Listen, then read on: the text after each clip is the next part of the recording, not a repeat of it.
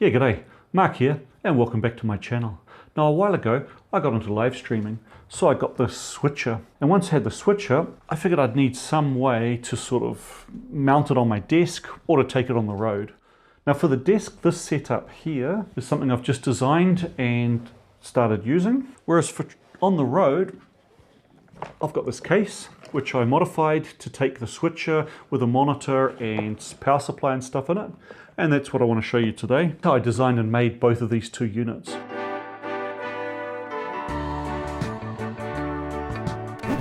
Now, when I started doing live streams a couple of years ago, I initially used OBS Studio to do all the switching and software, but I found it wasn't that reliable. And at some stage, I picked up an Atem Mini Pro ISO to do that switching as hardware. And I'm really happy with it. It's been working fantastically. One of the issues with this is you end up with like a whole spaghetti of cables. So I normally run my main camera on camera number 1, a second camera angle on HDMI 2, a down camera looking at my table on 3, and then my computer into HDMI 4 to give me like graphics, intros, outros, starting and ending graphics, any videos and stuff I want to play, maybe pictures. I have an HDMI out to a monitor so that I can make sure I've got everything working correctly.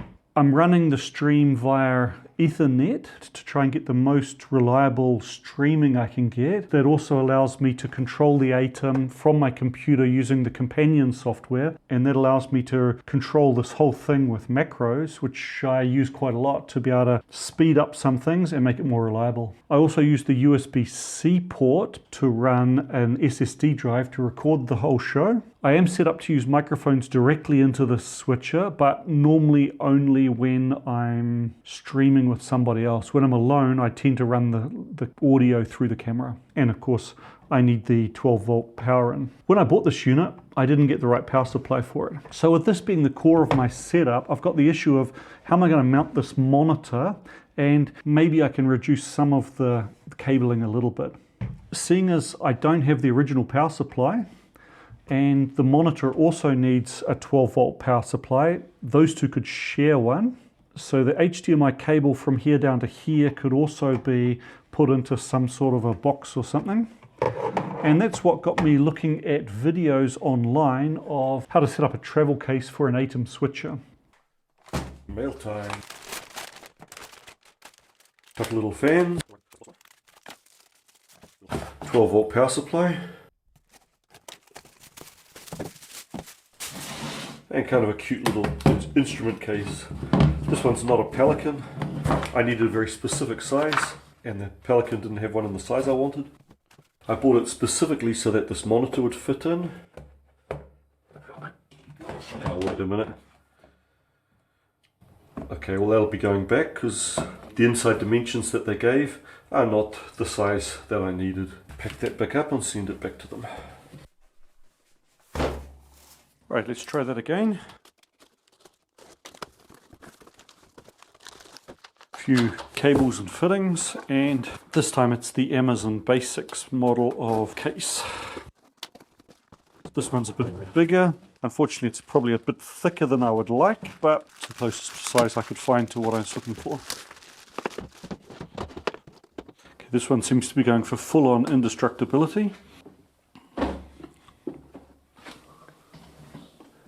And it is a correct size. Good.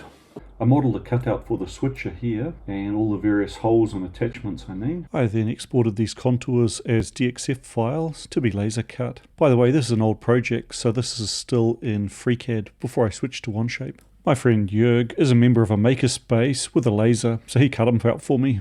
Now to support the plate, luckily this Amazon Basic case has got these kind of T-slots on the side. So I drew up some little slot-in anchor nut holders and 3D printed them. These are on my old printer before I switched to Bamboo Labs. I then bought a box of melt-in inserts, and to put those in all you need is a soldering iron and push them into the plastic.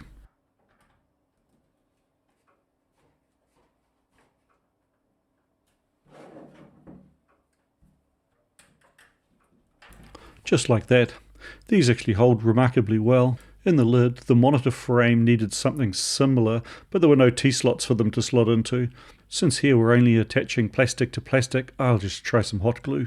This didn't work great. I think later they all fell out and I ended up switching to a proper plastic glue. To clamp the monitor into position, a couple of clamping strips were drawn up and 3D printed as well.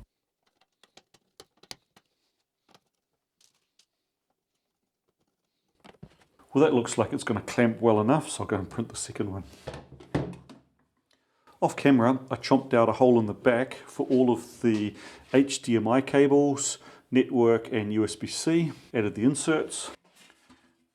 And I'm going to need to make up a close-off panel, which actually mounts those bits. Now, despite all of the cable management I've done inside, I still need to connect a set of 4 HDMI extensions, an Ethernet and a USB-C connection out to the outside world. It's pretty painful to do a closeout panel to a connector like this manually. You know, just a lot of drilling and filing to get the thing to fit. So I modeled it in CAD. And to make sure the layout worked, I exported it and just made a little 3D print mock-up. Turns out my holes were slightly off. That's one of the great things about 3D printing. It's really easy to do an iteration. I'm not sure what happened to the video clip of milling the part. All right, well that finally finishes off my closeout panel, so I can install that.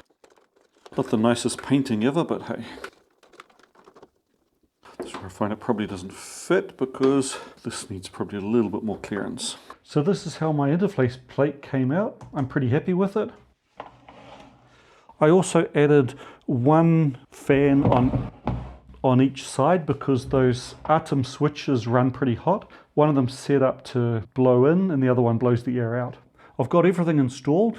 Monitor's got a couple of clamping straps top and bottom and then clamps into 4 points, one of which has come loose. HDMI and power cables go down through these slots. So I set it up with a single cold connector on the side with an on-off switch. That powers a 12 volt DC power supply, which then powers up here to the monitor, and it also powers the Atem Mini. At least in this way, I only need a single standard connector here to the wall to power the Atem and its monitor. Now I've actually had this system up and running for, I guess, nearly a year now. So here it is with just 2 inputs connected. So at the moment I've got this camera showing on program 1, and I've got my computer's output showing on channel 4. I'm pretty happy with this. It's nice and compact, it's nice and sturdy. I designed it so if I do a live stream at somebody else's place or if I'm traveling, I do have the option to take it with me. It's well protected. In practice, most of my live streams happen right here, so therefore I really don't need this as my primary setup. What I'm going to do is just take the switcher out of it, put that on my new desk stand with the bigger monitor, and leave all of the rest of this made up so that whenever I do go somewhere, I could take it. And in fact, this week I need to go to Germany, and I've arranged with Stefan Gotteswinter to do a live stream with him, so it'll be out on the road with me. Several days later. Okay, I just did a test live stream with one of the stars of the home shop machining world, Stefan Gotteswinter.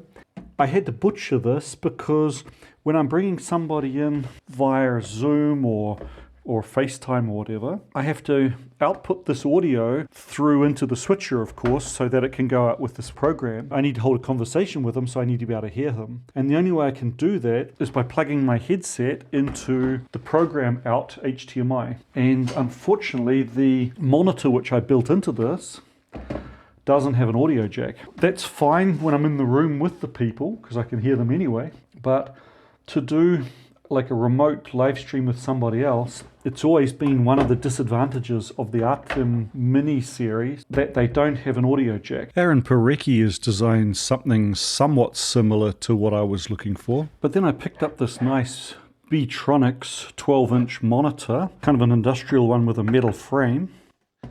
And of course it needs a power supply, and the Atem needs a power supply, and I really don't want 2 power bricks associated with this thing. I want a single power supply in the base, so I decided to make my own. By now I'd switched to Onshape, so I started off drawing a hinge and then made like a bracket to support the rest of the monitor. Switching to the Atem, I just modeled its most important features. Needs cooling on the sides. Then I added a power supply below it, and the upper beam, which is going to support the monitor. From there, I modeled a couple of like bottom rails to pick up and support that power supply and integrate it nicely. And then the most complicated bit was putting the end plates on it and integrating the whole thing together. Took a couple of iterations on those end plates. For example, I forgot the cooling slots in the first attempt. I figured the beam needs to be the strongest bit, so I did that in ASA carbon fiber and had one failed adhesion, but after that it was fine. The other parts I just did in PLA because it's easy to print and it's only an indoor application, so it should last fine. Meal time. Oh good, it's my little power supply that I need. I chose this one because it's got double outputs, and since I need to power both the computer and the monitor, I figured that's a pretty nice way of doing it.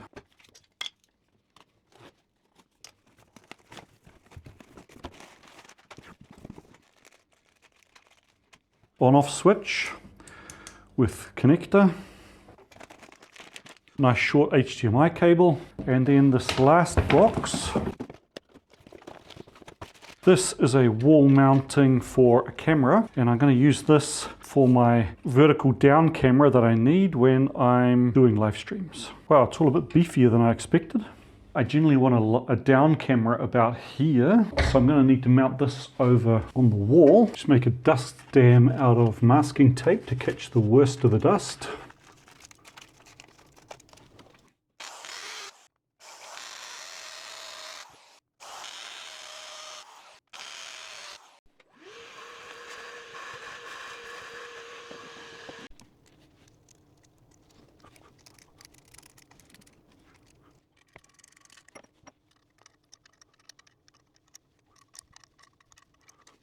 The first impression is it's reasonably solid. All of the knobs and stuff are a wee bit chintzy, but should do the job. I'll just try it out like this to start with just a light stand connector into the cage, because that makes it super easy to mount. I'm not sure if that'll be the permanent solution. Maybe I'll switch over to something else later. So to do something else, I'll probably need some little ball joint or something up here. That way I'll be able to run it further over here, and then with the ball joint, bring it back facing square.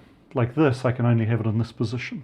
Still, I think this should work quite well for my live streaming, because this is sort of where I normally sit. Right, now while the parts are on the printer, we can prepare the cables. So I bought this little set of plugs and sockets. These are 5.5 by 2.5 if I remember rightly. So I needed a short cable to go up to the Atem, and then a longer cable to go up to the monitor. And the other one we need to do is just prepare the main power connector, and the wiring diagram for that was in the advertisement from Amazon. Now with the last bits printed, we can move on to assembly of this desk stand. There are 4 parts that get melt-in inserts. I'm reusing these because I made these parts wrong the first time. So these ones and the bottom rails get 3mm melt-in inserts. And then on the bottom, they get the 4mm.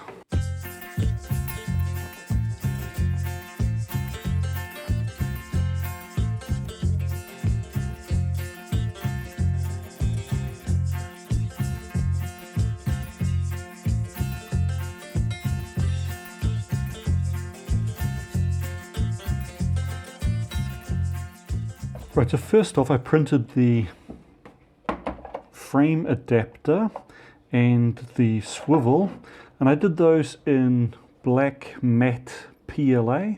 Probably should have done this in something a bit stronger, but it does feel strong enough. I found this NATO rail clamp in my camera rigging Lego set, and also a piece of NATO rail. So that's what I designed this beam around. It's just got some captive nuts in it, both for the NATO rail, also a couple of captive nuts down these slots for M6 screws coming in from the side. I did think about putting in some like 1/4-20s, but I decided I don't really need them.